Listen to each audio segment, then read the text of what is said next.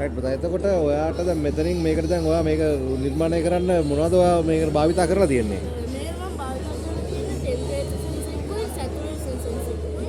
තව මේගේ Arduino board එකකුයි මේ display එකෙන් පෙන්නනවා ඔක්කොම උෂ්ණත්වය වැඩිද අඩුද කියලා. තව මෙතන මේ වෑල් එකක් තියෙනවා මේ ඩඩ් එක ස්ටොප් කරන්න.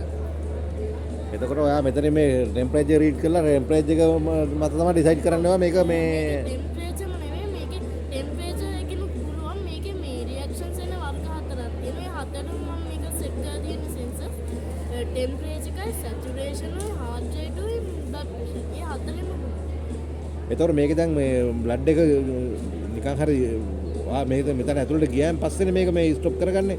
එතකොට ගිහි බ්ලඩ් එක විනාශ වෙන්න මොකද්ද කරන්න අර ඒකේ මගේ ෆියුචර් ට්‍රීට්මන්ට් එක තමයි මේ දැන් බ්ලඩ් එක ගියාම මේ රියැක්ෂන් එක එන්නේ. එතකොට දැන් මේ බ්ලඩ් එක රියැක්ෂන් එක ආවට පස්සේ මේක ඔටෝම ස්ටොප් වෙනවනේ. ඊට පස්සේ කරන්නේ මේ ගියපු බ්ලඩ් එක විනාශ කරන්නේ මේ නෝමල් සෙලයි මෙයාගේ ඇඟට යනවා.